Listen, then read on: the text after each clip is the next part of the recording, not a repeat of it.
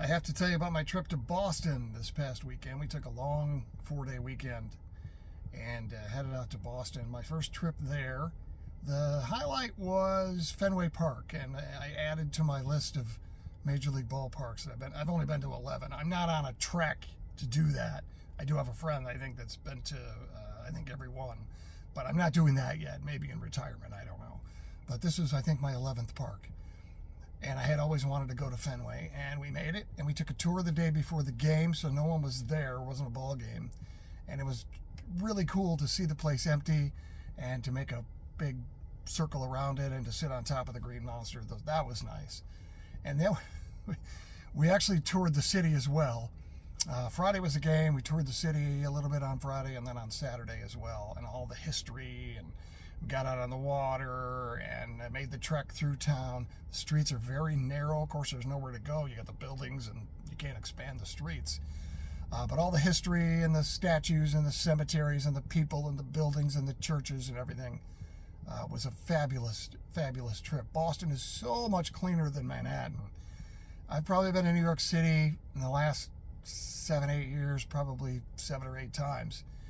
And you're stepping over homeless people, and you're watching crime being committed, and it's just brutal, and all the people and the filth, and you smell pot in every step, which is disgusting.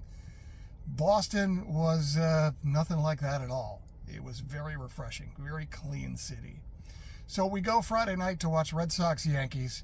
Now, for me, big sports guy, for me, the two most obnoxious fan bases in sports, Boston and New York. Philly's in there as well, Chicago as well, and I've experienced all that. But I got to experience the Yankees Red Sox, which is a whole different level of obnoxiousness.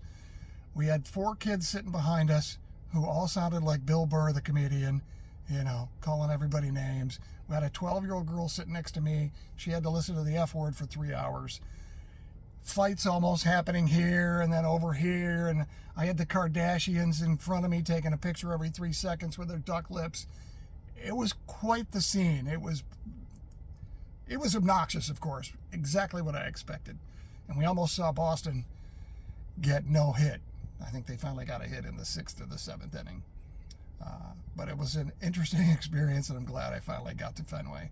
But if you go to Boston, expect it to be clean, and I hope you enjoy the historical aspect of that city. There are buildings there and as old as 1600s. So it's phenomenal. If you get a chance, go.